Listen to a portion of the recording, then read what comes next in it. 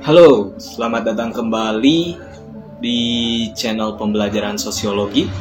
Masih bersama saya, the one and only Haji Setiaji. Kita akan mulai masuk kepada materi baru, di mana materi ini adalah tentang struktur sosial, ya. Dan saya hanya akan menyampaikan satu materi saja. Sebelum lanjut dan masuk kepada materi, alangkah baiknya kalian menyiapkan buku catatan kalian, ya. Ketika saya menyampaikan sesuatu yang penting atau dirasa semuanya penting, kalian mulai catat di buku tulis kalian sebagai pegangan untuk kedepannya, ya. Oke, tidak perlu banyak berbasa-basi kembali. Sebelumnya kita akan masuk ke dalam intro dulu dan langsung masuk kepada materi, ya. Kita mulai.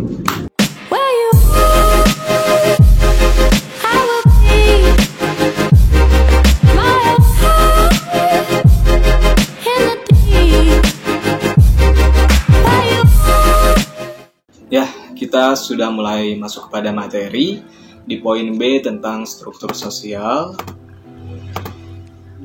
Dan ini materi kelas 10, ya. Jangan sampai salah menonton untuk kelas yang lainnya.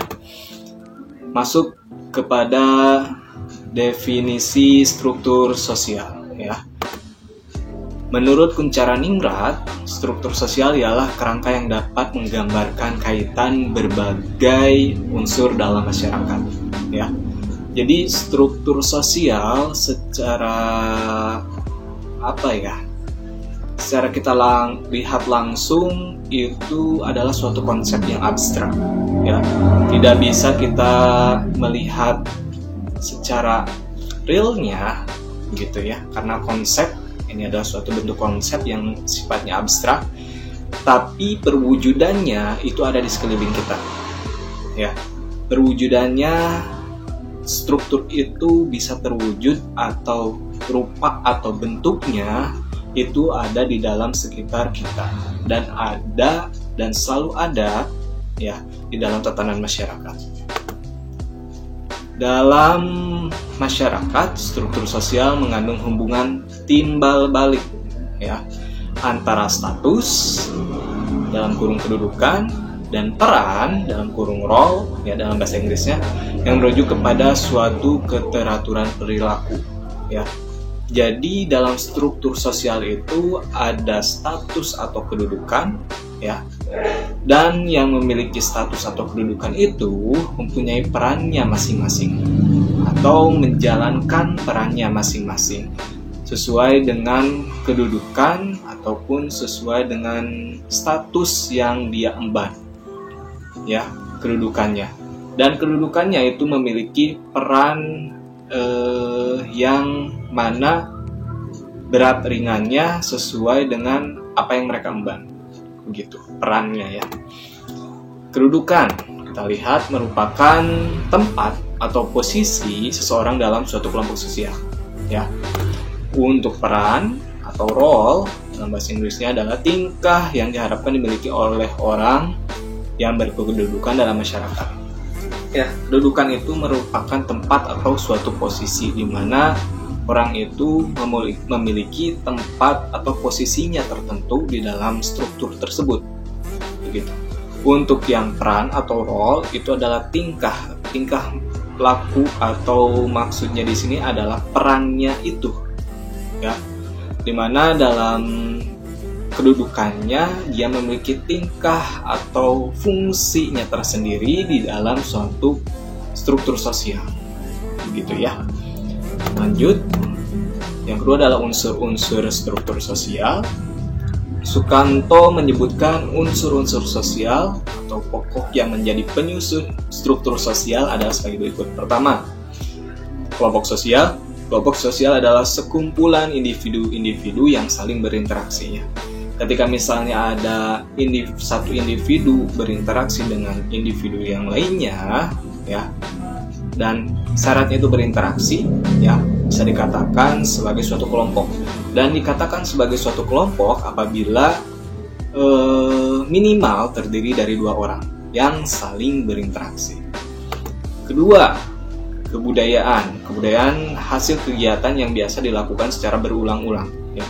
Dikatakan kebudayaan apabila suatu kebiasaan itu dilakukan berulang-ulang. Ya. Hasilnya bisa berupa rutinitas dan bisa menjadi suatu budaya. Ya. Apabila struktur sosialnya atau tatanan masyarakat tersebut memiliki norma dan menjaga rutinitas atau kebudayaan hasil dari kebiasaan yang dilakukan secara berulang-ulang tersebut ya. Unsur ketiga adalah lembaga sosial. Lembaga sosial ini yang mengatur prosedur keteraturan hidup di masyarakat ya. Jadi lembaga ini dimana ketika kita memproses sesuatu ataupun ingin mengajukan sesuatu, lembaga ini yang mengatur prosedur-prosedurnya agar terjadi keteraturan ya, tidak belibet begitu. Jadi agar teratur masyarakat itu bisa melalui lembaga sosial. Keempat, stratifikasi sosial ini adalah pembeda ya, atau perbedaan masyarakat secara vertikal. Secara vertikal itu secara dari atas ke bawah atau dari bawah ke atas begitu. Itu bisa dikatakan sebagai stratifikasi sosial ya, di mana stratifikasi sosial itu tidak secara horizontal ya, tapi secara vertikal begitu. Ini adalah unsur-unsur struktur sosial: kelompok sosial, kebudayaan sosial, lembaga sosial, stratifikasi sosial, dan ketiga empat ini terbentuk bisa menyebabkan atau bisa terbentuknya suatu struktur sosial ya. Lalu yang kelima adalah kekuasaan dan wewenang, di mana setiap struktur yang ada di dalam setiap unsur-unsur atau setiap kedudukan dan peran yang dimiliki, atau peran dan kedudukan itu mempunyai fungsinya masing-masing, mereka memiliki kekuasaan dan wewenangnya tersendiri ya, sesuai fungsi yang dijalankannya begitu. Lanjut, ketiga ciri-cirinya. Menurut Shani, struktur sosial yang ada di masyarakat memiliki beberapa ciri ya. Coba kita lihat ada berapa. Ada 5. Yang pertama, memberikan batasan kegiatan oleh organisasi dalam masyarakat. Maksudnya ketika struktur ini kan tadi saya sebutkan dari awal ada peran ya. Dan perannya ini tergantung dari kebijakan atau tergantung dari apa yang fungsi yang mereka jalankan ya, dimana bisa memberikan batasan-batasan terhadap kegiatan-kegiatan dalam organisasi atau oleh organisasi dalam masyarakat. Lalu mencakup semua hubungan individu pada saat tertentu.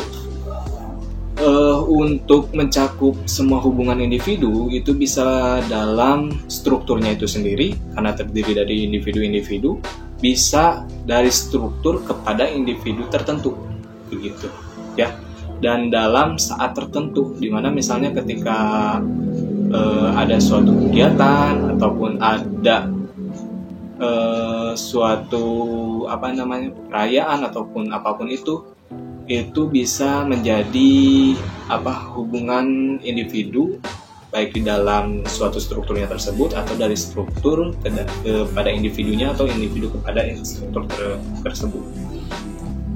Struktur sosial merupakan keseluruhan kebudayaan sosial ya.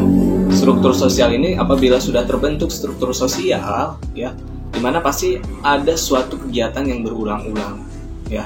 Ada suatu kebiasaan yang biasa dilakukan berulang-ulang, di mana seluruh kestrukturan sosial ini bisa mencakup atau merupakan suatu keseluruhan dari kebudayaan sosial ya. Realitas sosial yang bersifat statis. Realitas sosial yang bersifat statis, struktur sosial ini nyata adanya, tapi karena ini merupakan suatu konsep ya, jadi sifatnya statis, diam ya, terkecuali wujudnya ya itu bisa bersifat dinamis begitu. Ataupun ketika struktur sosial ini sudah terwujud ya akan bersifat statis apabila tidak ada perubahan di dalamnya.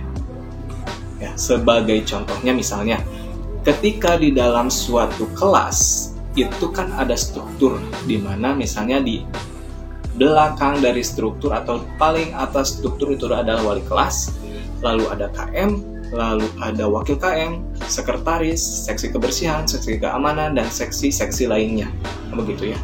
Ketika sudah terbentuk struktur ini akan statis dan diam ya secara konsep begitu.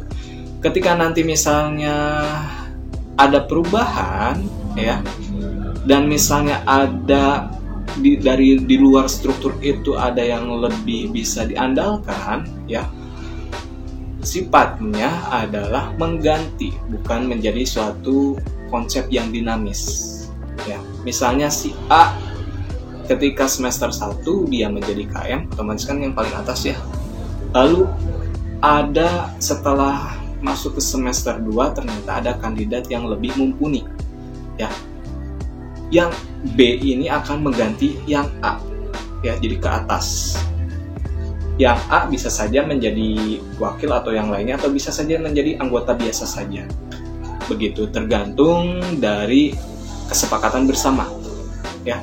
Tapi dalam konsepnya itu tetap statis begitu, tapi secara wujudnya itu bisa berupa dinamis ya.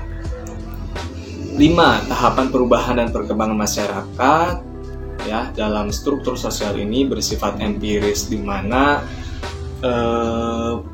ada perubahan dan ada perkembangan, dan perkembangan ini bersifat empiris, yang mana empiris ini adalah berupa pengalaman yang telah dilalui begitu.